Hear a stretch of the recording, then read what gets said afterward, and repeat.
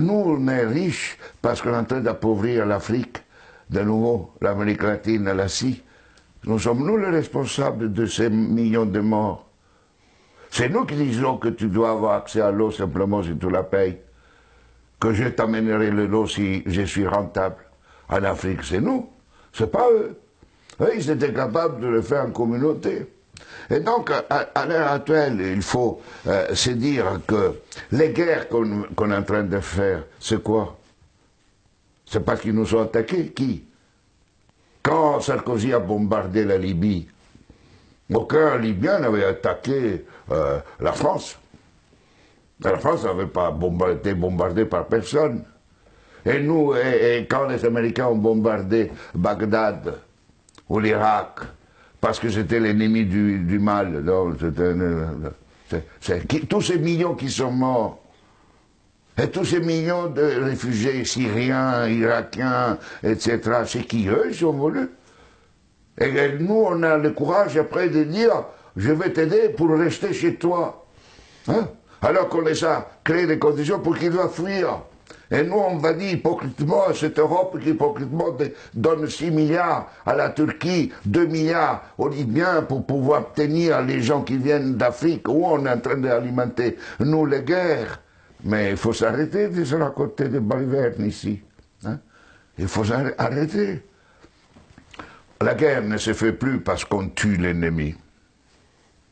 La guerre est devenue, grâce à la technologisation, elle était aussi d'avant, mais elle est devenue une activité économique la plus rentable après l'industrie pharmaceutique et l'industrie informatique. On fait la guerre parce que c'est rentable.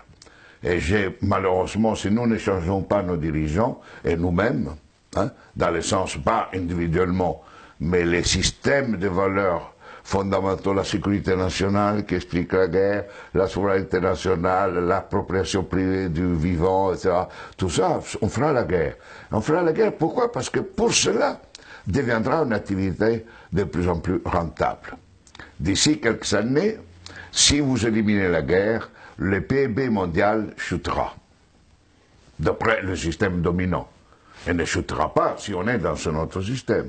Au contraire, la guerre, la disparition de la guerre sera une source de richesse.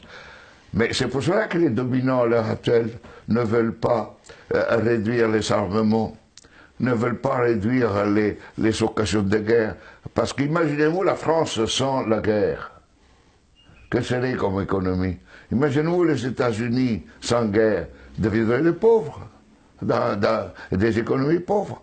Donc aujourd'hui, on est entré dans une phase où on fait la guerre parce que c'est rentable. Et vous n'aurez aucun dirigeant actuel du monde qui arrêtera la guerre, parce qu'il sera crucifié, parce qu'il sera lapidé, parce qu'il va contre la logique. La guerre fait augmenter le PIB mondial.